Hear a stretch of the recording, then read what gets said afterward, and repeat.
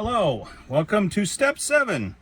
Real quick, following up on step 6, when we glued together the tracks.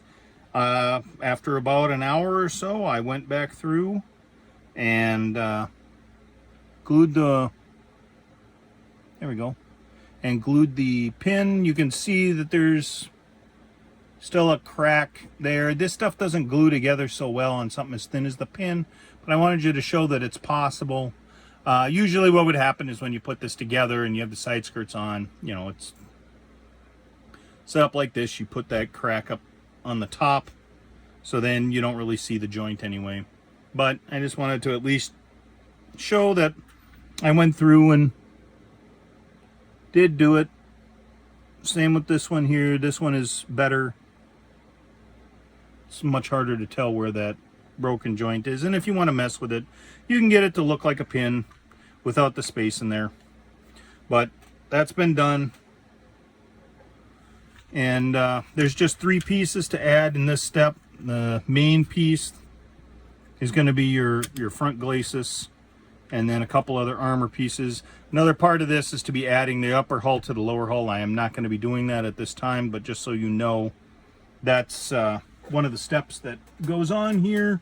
And as I've done in the past, when I don't do something, even though this is a major component, I'm going to highlight in my instructions that I have not done that, just so I can go back through and remember, hey, you're supposed to have a bottom half to the top half, I guess. Now, when working with these larger plates, what can be hard to figure out is if you're using the liquid glue, by the you put it on, by the time you move across the whole thing, this is all dried out. I tend to be a little generous, but I don't want to like pool it on, because it can run places you don't want it to go. So what I do is just, more generously just apply it, knowing that it's going to disappear. Get this all in place on this end, and then I'm going to do it again, and the second time you go through, it tends not to disappear so fast. That's just kind of the way that I deal with it, and it softens up the plastic, gets it ready without too much trouble. Now, I've already cleaned these up and dry fit them, so I know this is going to work well. Put it in. There's a little bit few places where the glue is that the plastic wasn't going to go. Be careful of that. And there is a little bit of wiggle room in this, so that you can put it on and move it around if you feel. You can see that on the back side here, the pegs don't necessarily mount very tightly in the holes. Now, I'm not so worried about putting a fingerprint on the backside, but I am keeping an eye on it. And I'm just kind of eyeballing it. That looks pretty good. Just want to be careful not to stick my fingers in down there. The next one I'm going to put in is right here. And since this is still a little mobile, it allows me to line everything up in case anything's too tight. But as can be seen, it's not that tight. It's not too bad. I like the setup, the way that it's all ready to go here.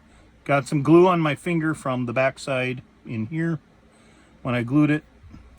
Just got to be careful of that kind of stuff. Situational awareness, I guess. But that's not going to go over any further. But I don't have the glue or fingerprints or anything on the outside, which is mostly what I'm concerned with. Final piece, E17.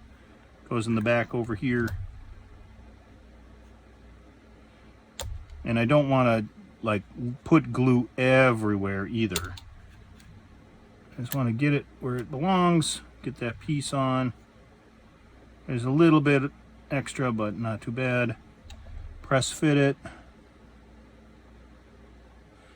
Put the little bit of glue in there so that it can run through and reinforce what's there in case it dried out underneath. But otherwise, that's pretty much it for step 7 right there. Pretty quick and easy. Now, as a quick note, going into step 8, there are the headlights and the headlight setups.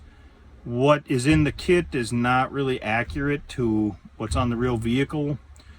I am going to make a decision between now and the next video if I want to make a better setup for these headlights and these guards and all that, or if I'm just going to use what's in the kit and let it go.